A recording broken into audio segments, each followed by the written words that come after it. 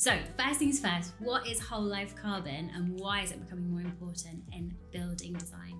So whole life carbon is to do with the carbon emissions associated with the construction and operation of the building, and also what we do with that carbon in the materials of the building at the end of its life. It's also concerned with the carbon arising from operational energy as well. So really it's become the umbrella across all aspects of the design of the building. So we offer, as part of a MESH service, whole life carbon analysis, but what does that actually look like in practice? What do we do for people? So previously it was actually a fairly small component of what we used to do.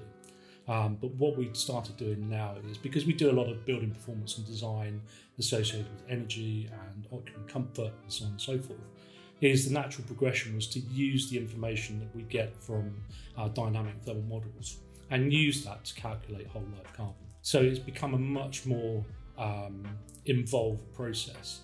And with changes in planning policy, it's also becoming a greater concern to architects and clients. And what would you say is the benefit of architects coming to us to do this analysis? Like where do we really add value? So the benefit of architects coming to us earlier is that we can work collaboratively with them and the rest of the design team to really decarbonise the life of their project. So we can start early day conversations about looking at alternative materials to bring down the embodied carbon, sort of the upfront carbon, if you like, of the construction of the building. And that's really everything associated with harvesting material or extracting minerals to creating products and taking them to site and assembling them into a finished product. And that is one of the predominant challenges. It equates to about a quarter of the whole life carbon of a building. Okay, cool. So when people come, they kind of need to have a bit of an open mind to not just be set in stone that this is what my design is. Yes. And that they can have sort of Yes. So there's a lot of things happening right now with regards to planning policy and design approach. So we're seeing a lot of sort of local boroughs and councils responding to the climate emergency and coming up with policies that favour retrofit over new build. And their argument is that, okay, if you do want to just go with a new build, then you have to make your building very sustainable. And in order to do that, we have to look very carefully at all the different material options that are available. You know, everything from, say, the amount of and type of durable of material that goes on the outside of the building, right through to its frame and its insulation. And you mentioned there about retrofit. So is the whole life carbon analysis only for new buildings, or do we need to look at it sometimes? No, we can do it for both. So obviously there's already, with a retrofit, there's a lot of embodied carbon already captured up front in that building. And so to reduce the operational carbon when the building's in use, it takes a lot less upfront carbon to make that building better. Conversely, if it's a new build, then we have to look very carefully at the types of insulation, for example, which are a significant factor. So we're looking for more organic insulation as much as possible. We're also looking for less quantity of durable material on the outside of the building to make sure that it's a long-lasting building.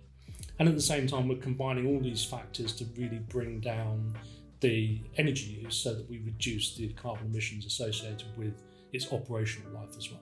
Okay, so do you have some materials then? You mentioned insulation there. Do you have sort of some tips for people on which materials would be better to switch to or use that you can advise when you're talking to clients and architects? Yeah, it really depends on the scale and complexity of the building, but an obvious one is that if you've got a significant amount of steel as part of the structure of your project, then it's looking at how you can use look for more recycled steel in order to bring down the embodied carbon. Alternatively, try and replace that steel with timber frame. And then when it comes to insulation, it's looking at insulation such as wood fibre, hemp, which have very low embodied carbon, but have a slightly worse thermal performance than, say, something like mineral wool. So the thickness of the fabric might increase, but at the same time, the embodied carbon of the building will actually fall. So you've got to try and strike that nice balance then between the operational energy and the whole life carbon. Yes, I mean, the operational carbon of the building, I mean, that's about sort of 80% of its life. So it's a significant amount. So the more that you can reduce that energy demand and then offset that by using renewable technologies and on-site energy generation, then we can reduce the impact of that operational carbon while also reducing the upfront carbon during construction as well.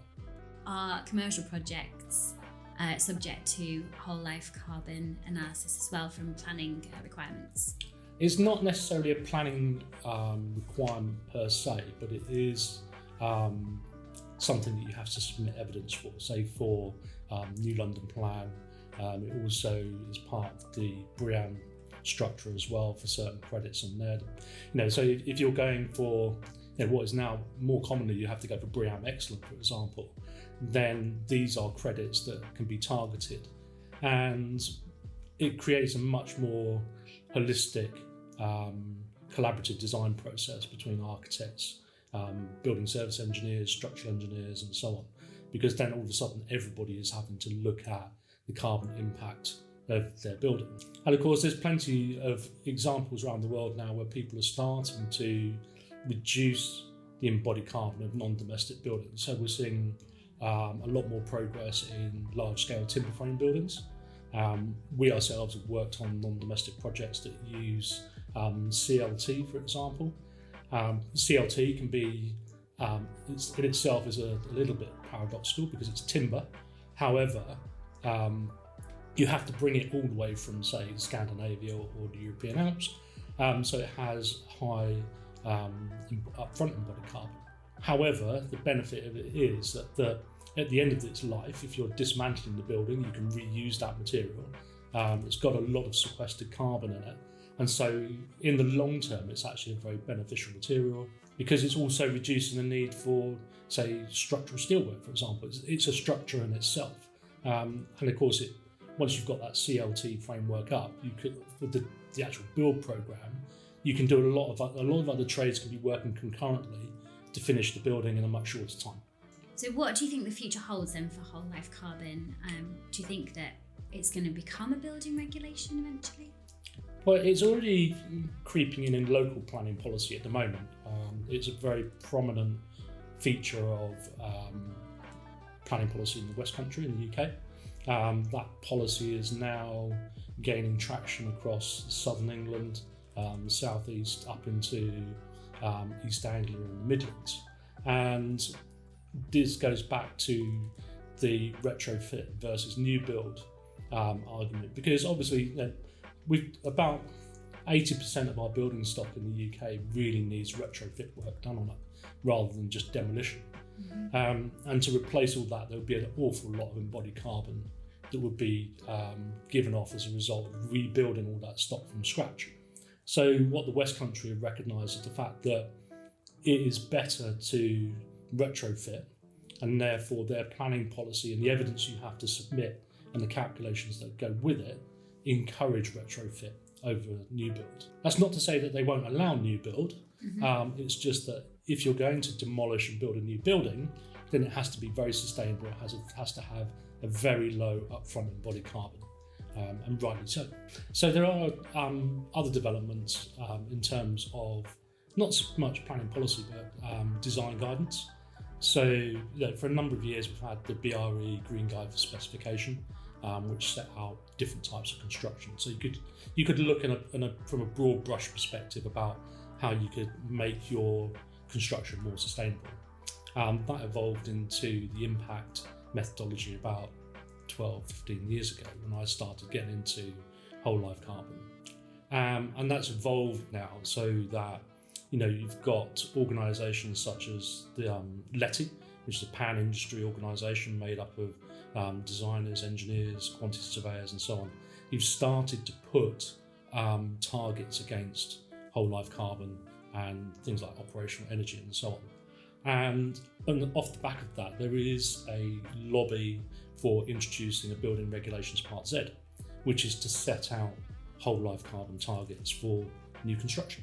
So it's gaining traction, it's becoming more prominent, and in fact, from a design perspective, it probably occupies as much of our time as designers as we would spend on doing building performance design and occupant comfort design and so on.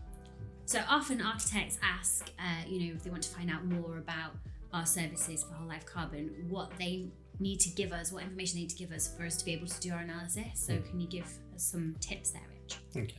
So on the face of it, the policies look quite simple, but the work involved is actually quite comprehensive. So what we need to know about to address whole life carbon going forward is really a really detailed understanding of, say, what the existing building is constructed of, what the building services strategy already is in the building.